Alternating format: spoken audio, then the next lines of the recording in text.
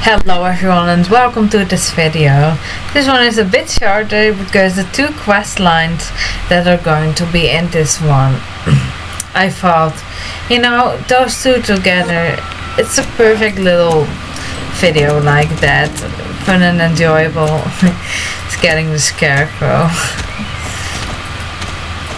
I thought it would be the time when it got bewitched, and it did, but not yet the time that it has its end result, that it's actually levitating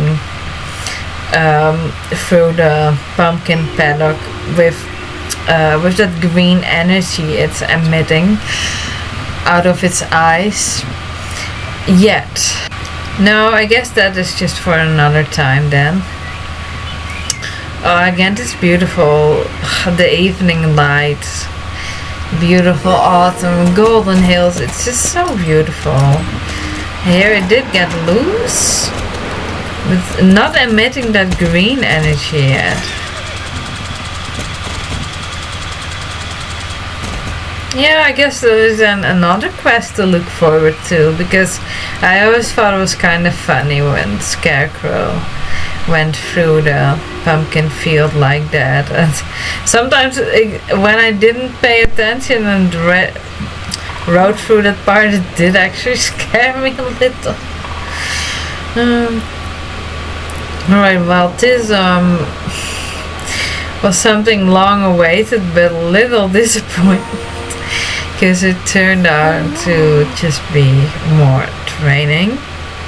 I'm not showing the training in this video because I'm working on old versus new Drew training part 2 video, so I don't really see a point why I should talk about it twice. And it also makes me makes uploading for this one faster. So yeah, I'm going to talk about that other Drew training in either the next video or the one after that. I need to record one more training, the crossfire one, in the new version. So it's gotta wait a little bit, or check every day when that training is there. But I've got most of them now. So maybe I can release that video tomorrow. If not tomorrow, then definitely somewhere next week. I just need that crossfire training in a new one, and when I recorded that, then I can finish it, all the rest. Let me see. Yeah, okay, so I thought this was going to be a little quest just leading up to a daily, because I remember there was this daily quest when we had to check whether or not the snow had melted. Maybe I would have had it if we had to take samples from it, but yeah, maybe I would have had it if I'd done that quest earlier. I didn't have it that long though. But no, we're gonna get into Dino Valley soon. I was like, huh? Now already? I thought that didn't happen before level 16. Maybe I'm confused with Epona, because that is not earlier than level 16. I remember it like that.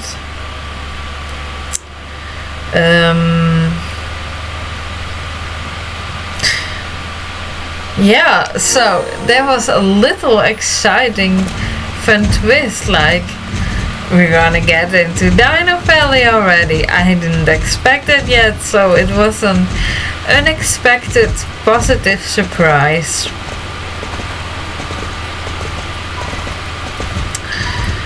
it feels so, I don't know, cool again to rediscover this, even though in new SSO Dino Valley is so ripe for a new update, because then everything matches again. In the old one it fits, it's the entire picture feels right, so that's just the key elements of this game: the graphics, the music, the quest mechanics, and it's just also the bloom effect. Those key components make this game what it is. If you even change one of them a little bit, the whole feel is different. I mean, that's what we see now in new SSO. Okay, we are so dumb here.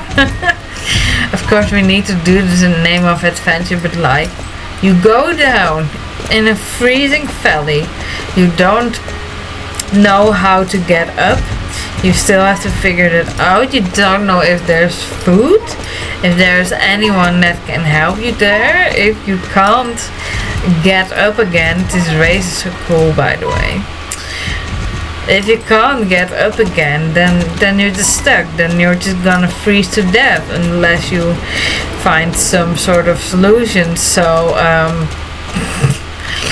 I love that we're doing this, of course. Love to get into Dino Valley again, but it's super dumb what we're doing. Going down into a frozen valley when you don't know for sure whether or not you can get out or not. No. And we probably don't even have any food stash or whatsoever, so it always remains fun to apply real life logic to this game.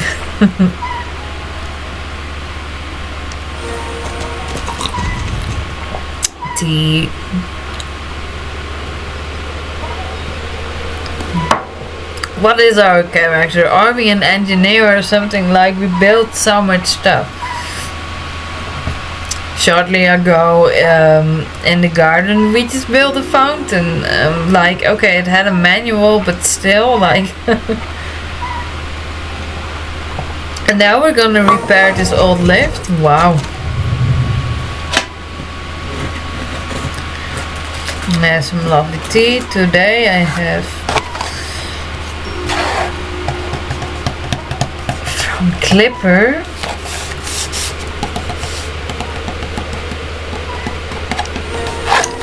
The one with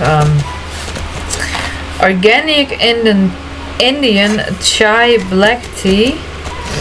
It smells so good. Plastic free tea bags, that's great, of course. This one has, I want to find the English one because I want to read it in English. Well, oh, there it is. GB, Great Britain. Black tea, cinnamon, orange peel, cloves, and fennel seed, all organically grown, blended and packed in the UK. Oh, I didn't know that about Clipper, that it's mostly from the UK. Good to know. I love the Clipper teas. Yogi as well.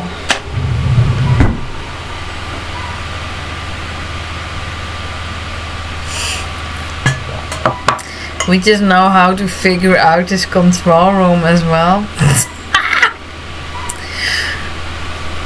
Well, but you know, I think it's a good thing, like SSO just giving the younger versions of you the feeling like you can do something, you know. Well, okay, it could also make you delusional, like, okay, yeah, I'm just gonna go down a frozen valley and we'll figure it out. I'm sure I can fix that lift even though I have no experience in it. No. Silly. This is so beautiful. Yeah, it's really, it's the effect of the whole picture together. This whole place, it is so beautiful. I really feel like being in a winter landscape, which I am. Okay, I do that in the afterlife too. Like I talked about in the garden video. In the afterlife, I'm just gonna live in an autumn paradise all the time. But also for some time in winter. So you don't get cold anyways, right? So,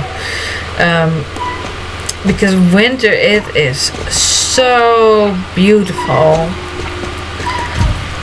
Okay, I can handle cold well, but even I have to take care in winter. Well, in Norway especially then, when there's snow and it's freezing and ice. Not to walk too long. Not like 8-hour hikes as in summer. I've done that in Norway.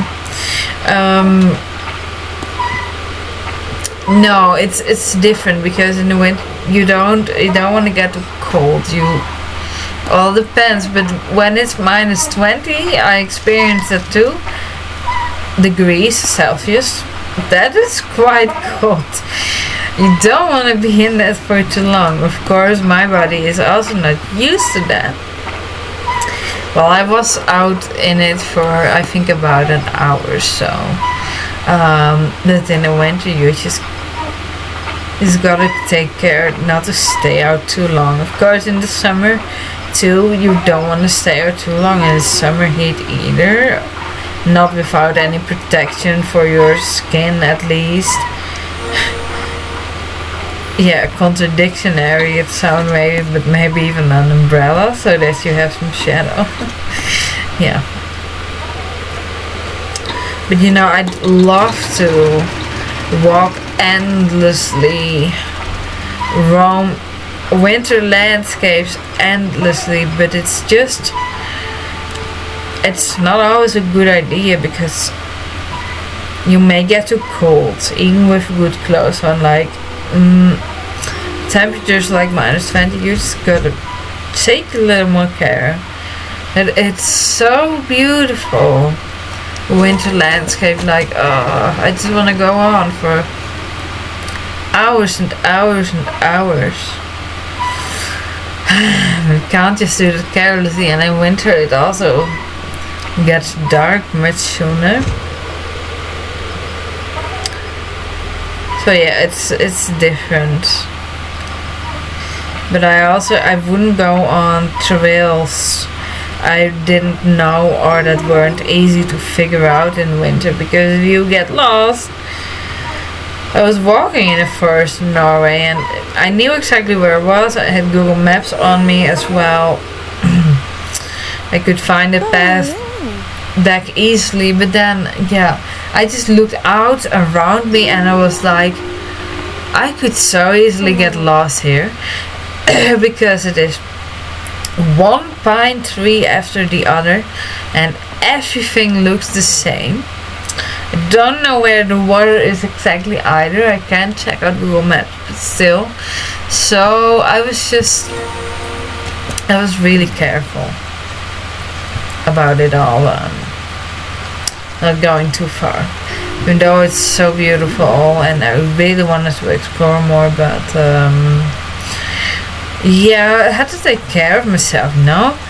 I don't wanna, I love winter and I take the cold well, but I don't wanna get stuck outside in the snow either, not being able to find my way back. At least not without any extra food and stuff, because yeah, I too have the risk of freezing to death then. I guess staying in movement is then maybe a good survival instinct, but it also takes energy. I gotta learn how to make a fire. Like, yeah, I do. When I get to Norway, I wanna learn bushcrafting. Like, I'm not that good. I can make fire like inside a wood stove, but outside, no. I gotta learn that still to do that well. See, if you can make fire, then you can be pretty fine, and if you can make some shelter. Yeah, but I think that would be something so interesting to do. To learn about bushcrafting.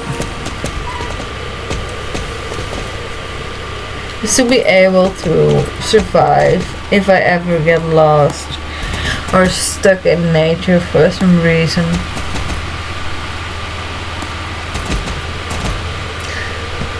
The music and soundtracks here are also so nice and so wintry.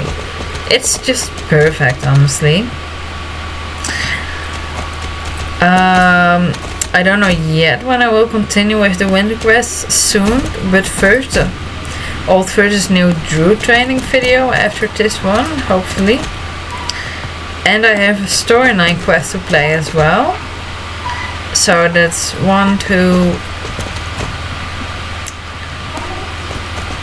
Yeah, I think after 2 or 3 videos then I'm gonna continue in Dino Valley. There's a fun storyline quest waiting for me too. And Gretchen is missing. I really want to play those two as well. So, that first before continuing in Dino Valley. And when I do that, and I'm also gonna buy a new horse. Not one of the fjords, I can't yet, and I already have all of them in new SSO. I'm just gonna go for one of the North Swedish horses. That are actually the only 2 cold resistant breeds in this version. Because SSO hadn't added anymore yet, and I think before, yeah, they didn't really have plans about it, I think. And then one day they made all the horses cold resistant. I don't know exactly which year that was, but well, okay, it's also kind of convenient, but yeah, took away from the realism. So yeah, I still don't know really what to think about it, because on the other side, it's kind of has something special having to get a cold resistant horse, and it's logical, realistic. On the other side, it is forcing you to buy a new horse. Not that is such a big punishment, but unless you don't care about speed in Dino Valley, you're like, oh whatever, I'm fine. I don't mind being slow. But then when buying a cold resistant horse, then you're much faster and then you get those advantages. I don't know. I'm still a little undecided about that. But it is convenient though when there are storyline quests in Dino Valley that you can just go fast with your starter horse. Yeah, it's really a two-sided thing, I'd say. I love it. Elizabeth's idea, just blowing it up.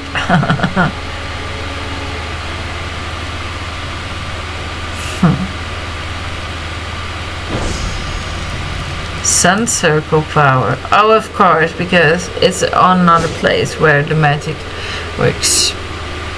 Oh, such a creative way to use that power though.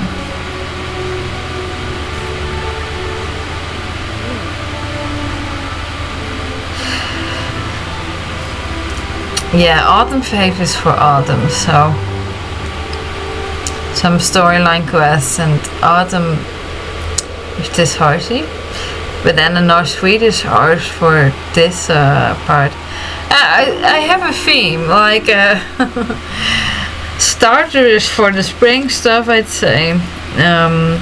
For the summer I want to buy a Morgan horse, the bay one. I've always wanted that one, but then I stopped with generation 2 horses, etc. I've had enough, but now I can go buy that horse. And now it has use as well. Okay, something interesting happened. This filter remained when I returned back to GoldenHills, and I'm showing that to you guys. Well, for autumn, obviously this horse, autumn fave, bit bigger, a bit more regal looking. And a pony, let's then say for the DG Sundays, the joints between the season, you know, those 21 days from 1st to 21st of September, for example, when it's not really summer anymore, but not completely autumn yet. That's a DG Sunday, just a joint between 2 seasons. I guess that is what a pony then represents. I don't know if I'm gonna do more quests with the pony. The slowness is kinda annoying to me, so I'll see about that. Well, and then for winter, the North Swedish horse that I'm gonna buy. It's gonna be a little while before you guys see that, but it is coming. This does look kinda cool. Interesting, this. These kind of bugs or glitches are just fun, I'd say. Yeah, it looks beautiful. Well, I see. Oopsie, that went wrong. We're getting towards the end of the video. Thank you so much for watching. Have a good night, day, morning, evening, afternoon, whatever time it is for you. Bye.